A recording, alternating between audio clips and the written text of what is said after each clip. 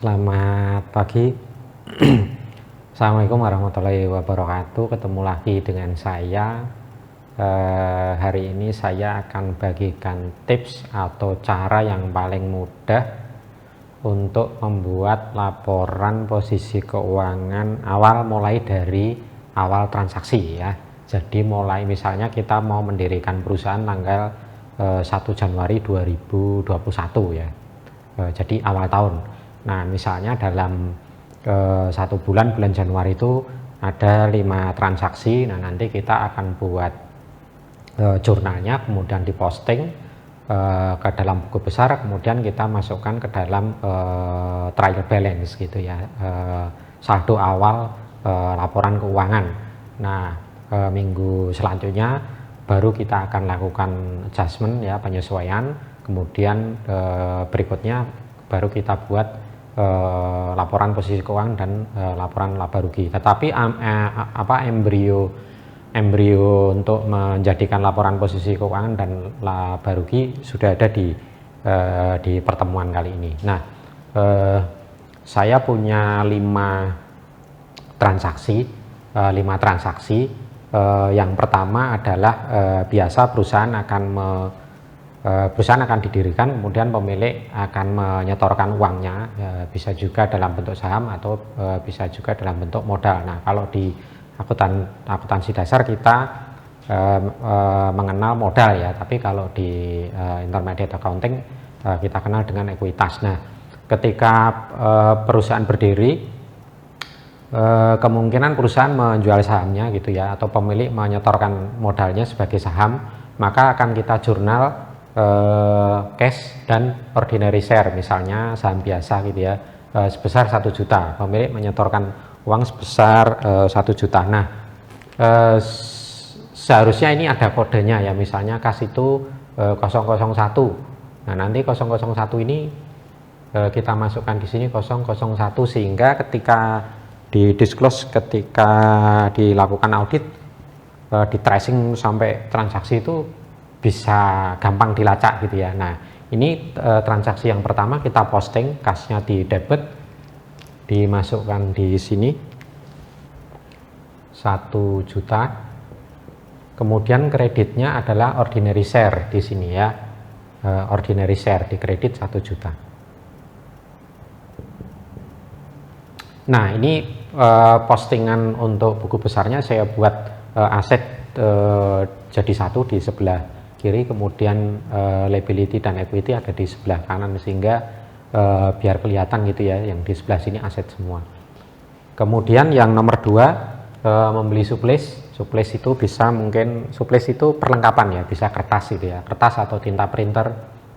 Nah, itu merupakan persediaan ya, misalnya membeli kertas supplies. Nah, ini kita jurnal, debitnya adalah supplies,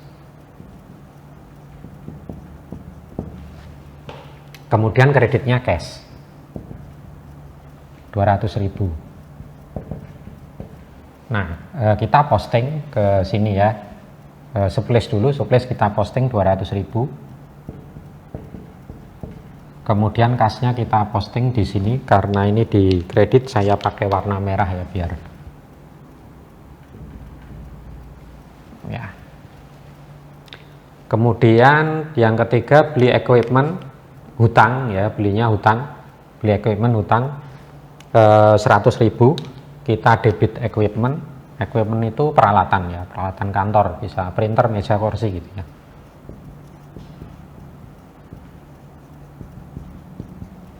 Kemudian kreditnya adalah hutang ya, jadi kita tidak mengeluarkan uang, tetapi kita hutang itu account payable.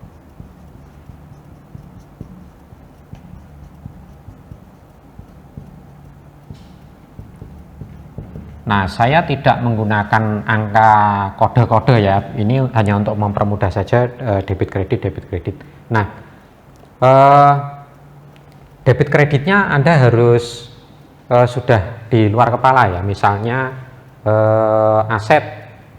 aset itu bertambah di sebelah debit, kemudian liability bertambah di sebelah kredit, equity bertambah di sebelah kredit gitu ya, terus biaya expense bertambah di sebelah debit. Nah, ini Anda harus hafal dulu ya, karena sudah intermediate mestinya sudah hafal. Ini saya hapus saja ya, saya anggap asumsi saya sudah hafal semua, debit kredit plus minusnya. Nah, kemudian yang ketiga, ini tadi sudah diposting ya. Oke, yang ketiga adalah equipment kita posting di sini, debit 100, kemudian account payable di kredit 100. Nah, oke. Kemudian nomor 4, menerima 300.000 sebagai jasa servis untuk 3 bulan. Nah, ini nanti perlu penyesuaian ya. Kita sekarang sudah menggunakan akuntansi accrual. Ini problem ya, yang kalau kita tidak menggunakan accrual. Menerima 300.000 itu cash,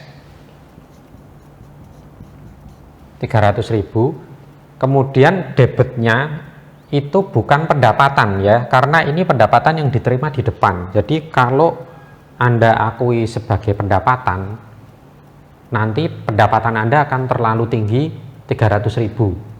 Karena ini bukan pendapatan gitu sebetulnya ya, tapi pendapatan yang dibayar di depan, yang diterima di depan.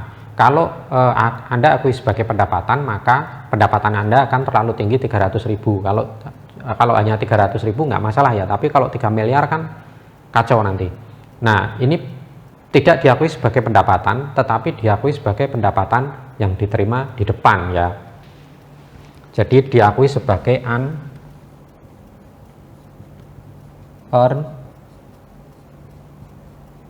service revenue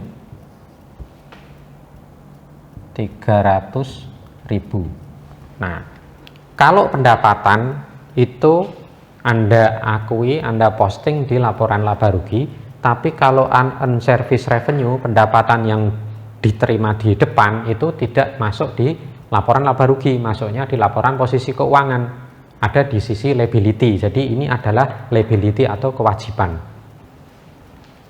Nah, kalau Anda salah posting, Anda tidak menggunakan pendapatan yang diterima di depan, nanti pendapatan Anda akan terlalu tinggi dan laporan posisi keuangan Anda di sisi liability akan terlalu rendah gitu ya. Jadi salah semua. Nah, ini kita posting terima kasnya 300 di sini.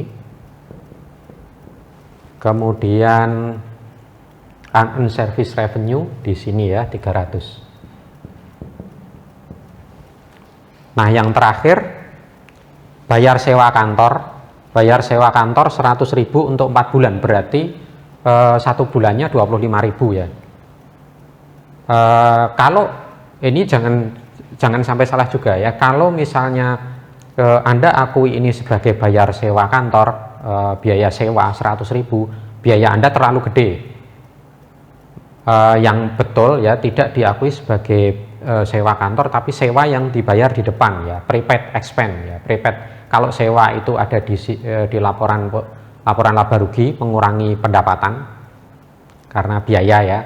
Tetapi kalau Anda akui sebagai prepaid expense, sewa yang dibayar di depan itu ada di laporan posisi keuangan sebelah debit. Jadi Anda tetap mengeluarkan kas ya, tetapi debitnya bukan biaya gitu ya. Debitnya adalah sewa yang dibayar di depan, itu merupakan aset gitu ya. Nah, kita jurnal debitnya prepaid expense, kreditnya cash 100.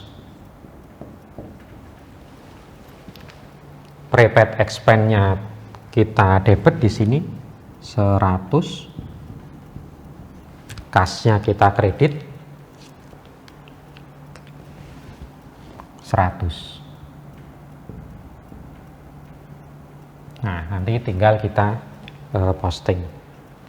Nah, transaksinya sudah selesai ya, kita tinggal membuat laporan posisi keuangan awal gitu ya, trial balance. Nah, ini nanti saya hapus ya, kemudian postingan ini saya masukkan ke trial balance ya. Nah, yang perlu kita ingat ya transaksi nomor 2 yang saya kasih merah-merah ini nanti perlu dilakukan penyesuaian ya.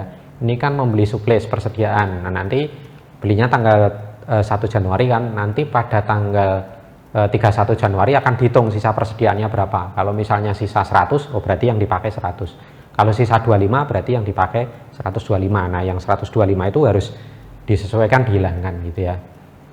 Nah, kemudian yang nomor 4, ini kan menerima jasa servis 3 bulan, maksudnya diterima di depan, belum diakui sebagai pendapatan. Nah, nanti ketika tanggal 31 Januari kita akan mengakui 1 bulan yang sudah menjadi pendapatan, yaitu 100.000. Nah, yang 100.000 ini nanti akan mengeliminasi unearned service revenue, kemudian akan mengakui pendapatan. Nah, pendapatan baru diakui sebagai pendapatan pada tanggal 31 Januari. Nah, ini nomor 4 perlu penyesuaian, kemudian nomor 5 juga perlu penyesuaian karena ketika membayar 100.000 ini belum diakui sebagai biaya. Nah, akan diakui sebagai biaya ketika tanggal 31 Januari ya. Jadi tanggal 31 Januari akan mengakui sebagai biaya 25.000. Nah, ini akan saya hapus.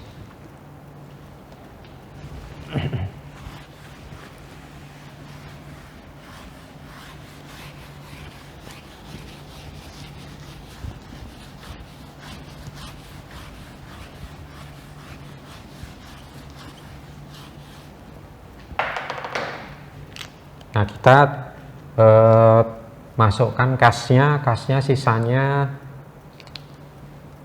1 juta ya, 300 sisanya 1 juta. Kemudian kita buat laporan posisi keuangan awal, misalnya trial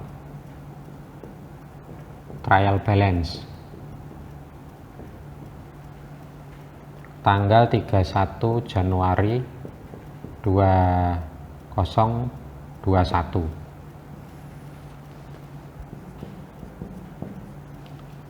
Kasnya ini debit, kemudian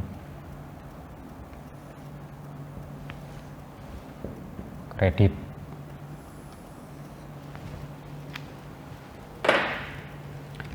Kita masukkan kasnya debit 1 juta, kemudian supplies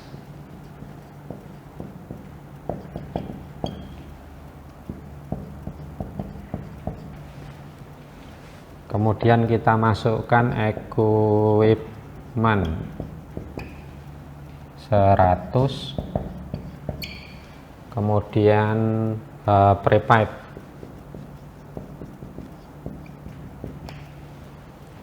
100, kemudian share capital, ordinary share tadi ya, share capital, modal saham 1 juta di kredit, kemudian account payable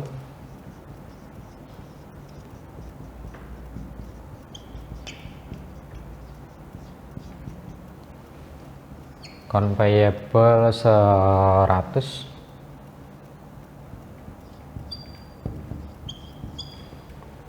kemudian unearned service revenue 300.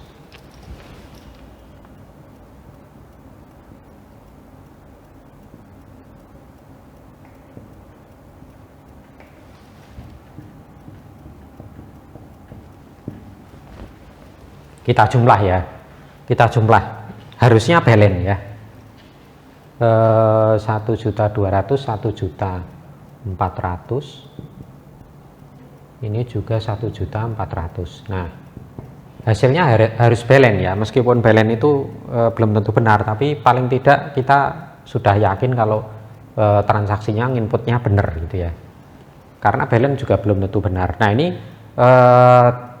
embrio yang akan kita gunakan untuk membuat laporan posisi keuangan, karena